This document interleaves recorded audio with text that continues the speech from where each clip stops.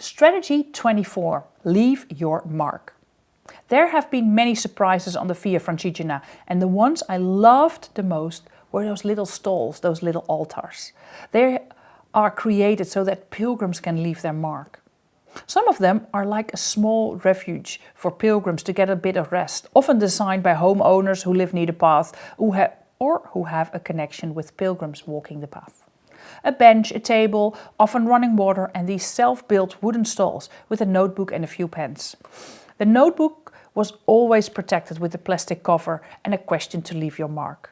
The one I loved the most was that in between San Maniato and Gambassi Terme. I saw a large tree where pilgrims had built an altar around the trunk. A large pan sat in the middle and it was chained to the tree. When I raised the lid of the orange pan, I saw the notebook and some time to read it. It was February, and I was curious to find any note written by Jerry, my fellow pilgrim from Ireland, whom I walked with a couple of days in October. And I did. I saw his handwriting, his notes, and well wishes to all his fellow pilgrims. I felt connected, not only to Jerry, but to all those pilgrims in so many nationalities: French, Italian, Australian, Korean, Dutch, and of course, the Irish. When I was sitting there, I heard a car drive up the hill. The car stopped and a man got out. He greeted me in Italian and introduced himself as Giovanni. It was the man who created this altar. He lived nearby and had walked the Via Francigena himself several times. One time he even guided a blind pilgrim and had the honor to visit the Pope and receive his blessings. He walked back to the car to get a photo album to show pictures of these special moments. And as we browsed through these special moments of him, he shared with me why he created the altar.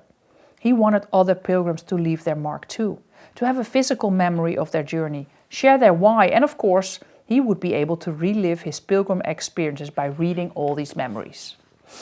He visited the altar every day to make sure it was clean and hopefully meet other pilgrims, like me. If they needed something, he would help them, but more importantly, to connect with all those on the path. When you leave your mark, it makes it easy for others to connect with you. It reminds me of my visit to the Hard Rock Hotel in Puerto Vallarta, Mexico. As a family, we had visited many Hard Rock cafes, but a Hard Rock Hotel was a first. I had a fabulous speaking engagement with the Hard Rock Hotel team for a conference setting, with travel agents from all different countries in South America. What I remember was that all staff were wearing badges with their favorite music band or idol. When I was in the sushi restaurant on site, I met Orlis, who had George Michael on his badge. This made it so easy to connect with him. But only knowing this little bit of information, I could ask what his favorite George Michael song was. Help your colleagues to leave their mark and connect. Leave your mark, leave your why, or something remarkable, so others can connect with you easily. I promise, it works.